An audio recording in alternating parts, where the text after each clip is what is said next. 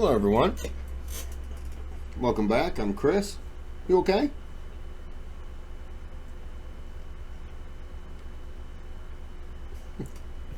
Okay.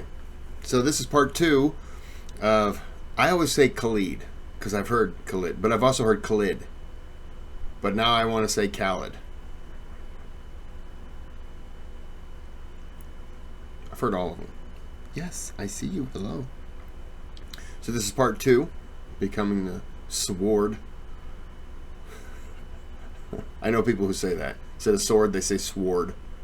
They pronounce the W. Okay. Before we get started, there is a thanks button. You can donate to the channel. You don't have to. Subscribe. And if nothing else, give me a thumbs up. So let's get into this. It'll be another 18-ish-er video. I am going to make his fate unbearable. إِنَّهُ فَكَّرَ وَقَدَّرَ. Now this is where it gets really interesting. Allah basically gives us a preview of the room that Walid was in when he was talking to everyone. فَكَّرَ وَقَدَّرَ. He was walking around and he was thinking. فَقُتِلَ كَيْفَ قَدَّرَ. And may he be perished. How evil was his estimation as he's walking around the room with the leaders of Quraysh and he is going through these things. ثُمَّ نَظَرَ. And then he looked out and he thought to himself. And he عَبَسَ وَبَسَرَ. He frowned and then he looked again. So he's basically talking about his pacing. ثُمَّ أَدْبَرَ وَاسْتَكْبَرَ. Then he turned his back on the truth and he filled up his chest with all sorts of arrogance. فَقَالَ إِنْ هَذَا إِلَّا سِحْرٌ يُؤْثَرٌ. He said all this is some magic from the old times, what the Prophet ﷺ is polluting us with. إِنْ هَذَا إِلَّا قَوْلُ الْبَشَرِ. All this is the word of man. Allah subhanahu wa ta'ala says, سَأُصْلِيهِ سَقَرْ. Soon I will scorch him in the fire. And the verses continue about his punishment in hellfire. SubhanAllah, this was a play-by-play of what Al-Walid had done. And you have to think about the father of Khalid radiallahu ta'ala anhu, Al-Walid. If he was someone who knew that this was coming from the heavens and now this is about him, this should shake him to the core. But his arrogance keeps overtaking him, and so he becomes even more insolent with the Prophet ﷺ, more committed to delegitimizing the Messenger ﷺ. Allah reveals another set of ayat about him. Surah Al-Qalam, Allah subhanahu wa ta'ala says, وَلَا تُطِعْ كُلَّ حَلَّافٍ مَهِينٍ. Do not obey every vile, foul-mouthed person, هَمَّازٍ مَشَاءٍ بِنَمِيمٍ. Someone who always creates scandal and passes on tales and falsehoods. مَنَّاعٍ لِلْخَيْرِ مُعْتَدٍ أَثِيمٍ. This is a person that hinders all sorts of good, a sinful transgressor. عُتُلٍ بَعْدَ ذَلِكَ زَنِيمٍ. And this is where I mentioned this in the khutbah some time ago, where Allah subhanahu wa ta'ala mentioned how arrogant he was and then said, and by the way, he's a child of zina. He's a child of adultery. Al-Walid goes to his mother. He says to his mother, he said, Allah just described me with 9 traits. He said, the first 8 I think are true. Like he has a little bit of self-awareness. You know what? I am arrogant. I am vile. I do talk down to people. I curse people. I have this pride in me. But he said, the only one that I can't accept is Zanim.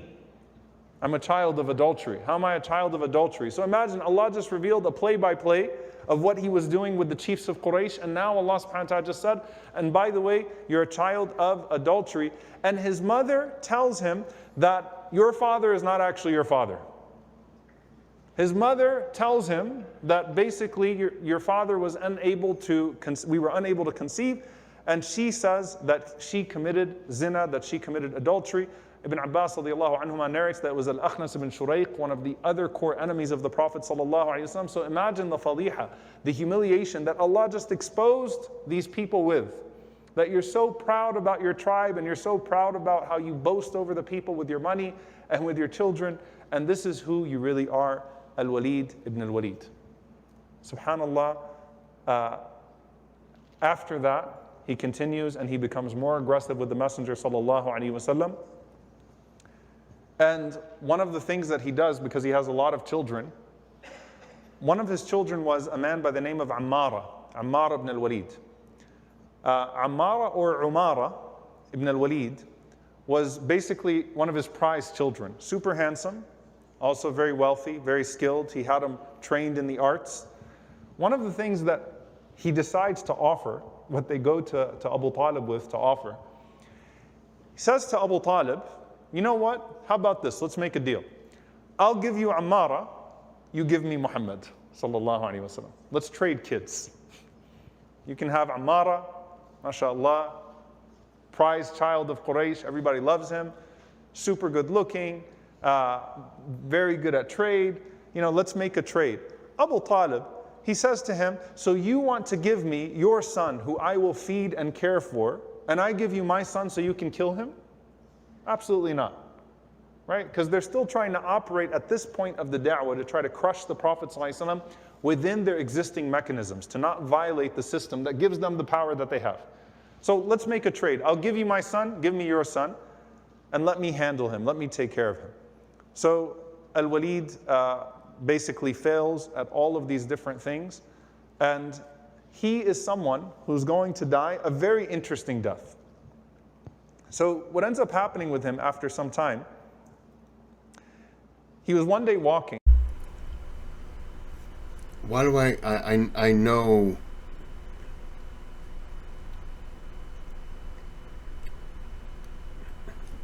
Oh, what happened to the father? Did something happen and he gets an infection? Or something?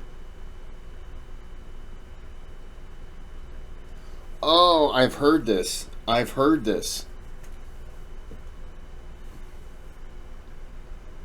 Damn.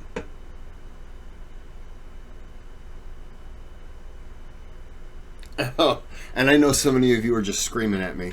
And other people are like, just hit play then, stupid. You'll hear it. Yeah, I know. I just want to call it out before. I believe it was a quick death. It was like within a day or two. But it was an agonizing death. Was he poisoned? Oh, I give up. I don't remember. Sorry. And this is immediately after the Hijrah. So this is before Badr, immediately after the Hijrah. He doesn't die in Badr. If you actually look at the sources, you find that he dies a very interesting death. He was walking one day, and he was an older person at this point. And there was a man from Banu Khuza'ah who used to make spears and arrows.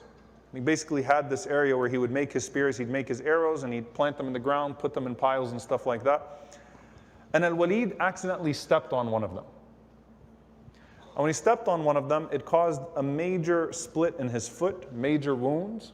The wound gets infected, and basically that's what's going to cause his death. So this proud man, subhanAllah, look how Allah subhanahu wa ta'ala showed him his worth in such a way. So Al-Walid is on his deathbed, and you can see the mentality that Khalid radiallahu anhu is going to grow up with his parents here, with his father here in particular. Al-Walid is on his deathbed, and he calls his children to him, and he says, I have three things to give you as wasiyah, as my will. So number one, go and take my diya, take my blood money, compensation from Banu Khuza'ah. Now the reasoning is that if you don't, he actually likes Banu Khuza'ah, he doesn't want an all-out war. If he dies as a result of this, some of his tribe might go wage war on Banu Khuza'ah, and these two tribes are going to fight each other. But he says, just go take my blood money from them, compensation from them. The man didn't mean to kill me, it was accidental. But then number two, he says, Banu Thaqif owes me a lot of money from riba, a lot of money from loans, a lot of interest and usury. Is he going to say forgive it? He said no. He said go and take every single dirham that they owe me and bring it back to us. I don't want Banu Thaqif to have any of my money. SubhanAllah, he's still thinking about his money even as he's dying. Look how Allah describes the person so perfectly, like a mindset and attitude so perfectly. Number three, one of his daughters was divorced by a man by the name of Ibn Abi Uzayhir. Ibn Abi Uzayhir. And Ibn Abi Uzayhir divorced her, and basically it was a nasty dispute. And Al-Walid did not like the way he divorced his daughter. So he basically said, I want revenge. I want revenge on Ibn Abi Uzayhir for what he did with my daughter. Go take revenge from him. These are his last three commandments, or his last three wasaya on his deathbed. And subhanAllah, as a result of that, they took the blood money from Khuza'ah. They also went to Thaqif and they tried to take all the money back, and it ended up leading to all sorts of problems between Banu Thaqif and Banu Makhzum, and Abu Sufyan had to basically avert like a war because it led to all sorts of skirmishes and bad blood. And Hisham ibn Walid, so Walid had a son named Hisham, he has a brother named Hisham who's the father of Abu Jahl. One of his sons is named Al-Hisham ibn Walid. He went and he killed Ibn Abi Uzayhir, started basically a mini war between Banu Makhzum and his people, and Abu Sufyan had to go and clean that one up too. So it just shows you, subhanAllah, vindictive, foul man who was deluded by his wealth, deluded by his tribe, and who Allah subhanahu wa ta'ala humiliated in so many different ways. And this is... I actually thought the first one, take my blood money and pay them off because, you know, the guy whose spear he stepped on, it was an accident, no harm to him. I was just like, okay, cool. Okay. I want all my money. I could justify that in a way of he wants the family to get the money back so that the family has some wealth in case something's going to happen to him. You want your family to be good. Okay. Kill that guy. Oh, dude.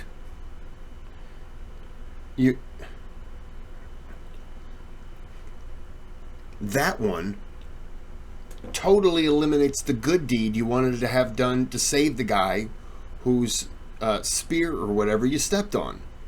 Come on, man. Come on, man. This is the man who Khalid radiallahu ta'ala anhu has as a father. Now, with all that being said, Khalid radiallahu anhu is his youngest son. And at the end of the day, Khalid loves his father radiallahu ta'ala anhu. Right? Very generous with his family. I mean, his children did not have to lift a finger to work. He took care of everything, right? So he's very generous with his family, and Khalid radiallahu anhu loves his father. But this is who his father actually is, and we'll come back to how that actually affects Khalid radiallahu ta'ala anhu later on. As for the mother of Khalid, I'm going to put up this chart on the screen. All right, I want you all to memorize that in 5 seconds. All right. If you go back and you watch the lecture on Lubaba bint al-Harith, we actually did a whole lecture on this chart. The mother of Abdullah bin Abbas, can you actually put it back up, inshallah ta'ala? The mother of Abdullah bin Abbas radiallahu ta'ala anhu is Lubaba bint al-Harith al-Kubra, the older Lubaba. And you'll see all the way at the end of that chart, Lubaba as-Sughra. She's also Lubaba bint al-Harith. So there are two Lubaba bint al-Hariths, the big one and the small one. The mother of Khalid is the sister of the wife of the Prophet ﷺ, Maymuna radiallahu ta'ala anha later on. But what's significant about this chart, when you go back and you watch the lecture about Lubaba, is that all these people on here become Khalid's cousin through his mom.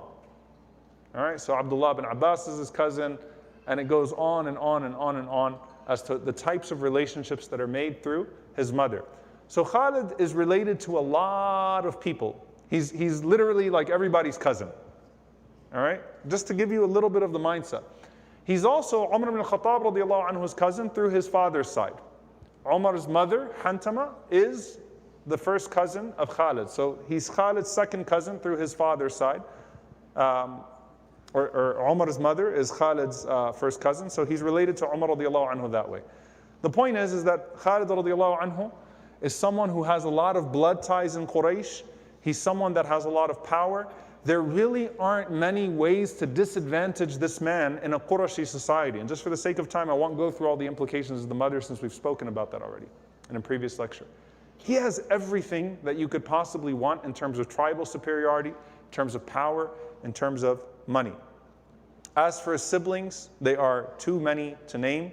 We're only going to talk about one or two of them in the process of his story. So let's get to Khalid radiallahu ta'ala anhu himself.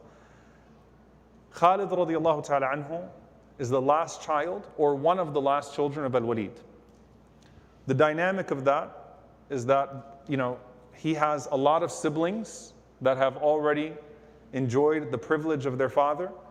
He has a lot of first, second, and third cousins that are within that realm of power. And he is someone who is going to receive all of the riches and all of the luxury that comes with being the last child of the most powerful man, the richest man in Mecca. But when he was born very distinguished. He was huge physically. All right? So the description of Khalid ibn al-Walid radiallahu ta'ala anhu is that he looked like the twin of Omar ibn al-Khattab radiallahu ta'ala anhu. That's everything you need to know. Physically, in stature, extremely tall and extremely muscular. They said that there was not a pinch on Khalid radiallahu anhu's body. It was all muscle, literally made of muscle. Radiallahu ta'ala anhu. Extremely handsome, extremely poetic, and someone who is going to grow up loving war, loving the arts of war, loving the arts of battle. So him and Umar radiallahu anhu are cousins. They're basically known as the two strongest youth of Mecca. Khalid is, by the way, 20 years younger than the Prophet ﷺ. There's a significant age gap between him and the Prophet ﷺ. He's a young man. He's not someone who's at that level of Abu Sufyan and Al-As and some of these older people when they're disputing with the Prophet ﷺ. He's a young person. And him and Umar radiallahu anhu are the two wrestlers, the two strongest men in Mecca, and they have a deep and profound relationship with one another, and they're always in competition. So he's known for his skill in wrestling, and he's known for his deep intelligence, and particularly how he manages to master every single one of the arts of war. So his family sent him out to basically learn some of the harshness of the desert. SubhanAllah, one of the narrations about him in his biography is that he actually almost died as a child from smallpox. But Allah subhanahu wa ta'ala spared him from that. And you can imagine that in that desert climate, a lot of children would have died under those conditions. And he grows up only caring about war, only caring about the skills of war. Could not care less about buying and selling, could not care less about trade. And his father had all the money he needed anyway, so he really did not even have to exert himself in learning anything about being... When he was talking about trade, I just thought his teacher looked at him and said, I'm going to teach you math. He's like, okay. He's like, and then I'm going to teach you trade. Okay. But we're going to combine them all. All right. So you'll learn, you'll have a better understanding of everything. He's like, okay. He's like, okay.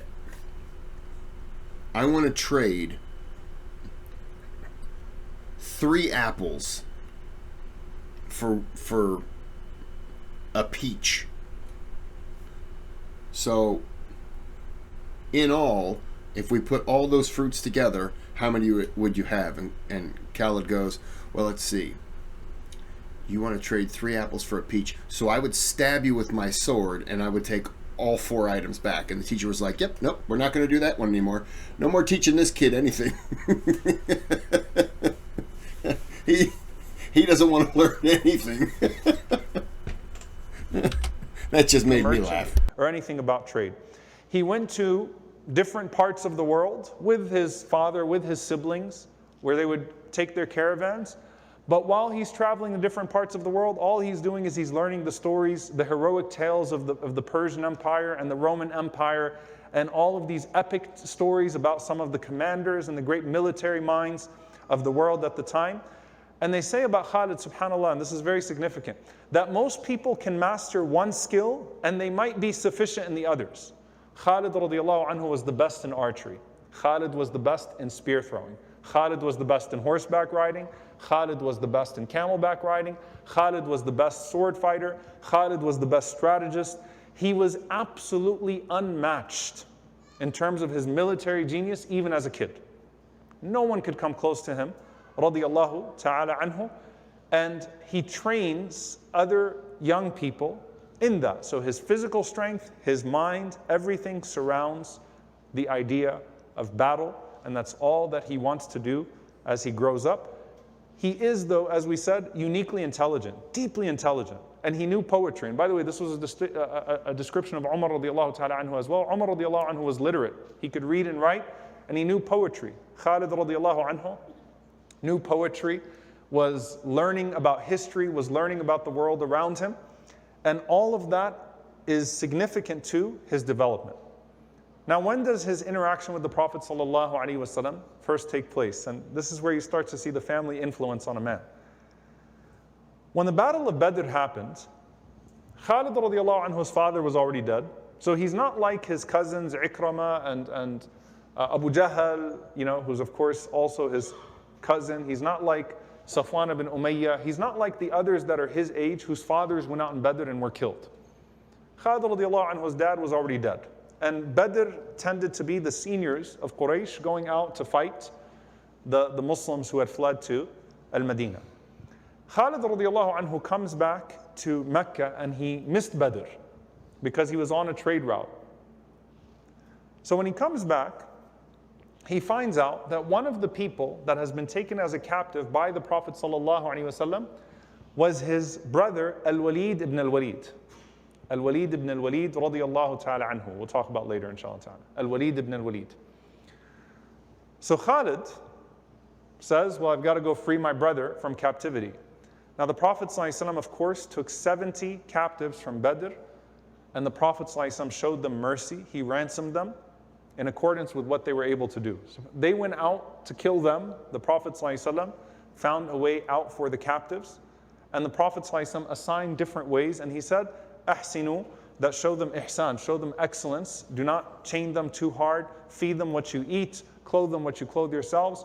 Don't be rough with your prisoners. The Prophet ﷺ understands that this is the first battle between the Muslims and those that persecuted them and caused them to flee. This could soften their hearts as well. So the Prophet ﷺ says, show them ihsan, show them excellence. And the Prophet ﷺ sets ransoms in accordance with the capacity of the families of the prisoners. All right? So if this person comes from a tribe that the Prophet ﷺ knows can only afford a few dirhams, the Prophet ﷺ sets the ransom as that. And if they come from richer families, the Prophet ﷺ sets the ransom a little bit higher. And if they have nothing to pay at all, what does the Prophet ﷺ do? He says, let them teach people how to read. SubhanAllah, he gives them that option to teach people how to read, to go free. So he's putting things in accordance with who they are. Who do you think had the highest ransom?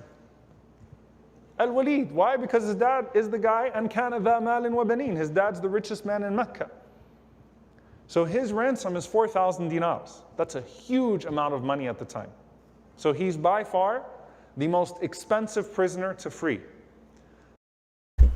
We're going to stop it there. Will he be ransomed? Find out on the next episode that you can't watch until you've watched me react to it. Because we don't really know. Remember, none of you, I'm the one, I told Dr. Omar about this guy. So, none of you know what happened until I react to his reading of my story about this guy that no one knows about. So there you go. So we're going to end this video here. I don't even know what I just said. So we're going to end the video here, and until next time, suspense music playing right now. Dun dun dun dun. Have a good day, have a good night.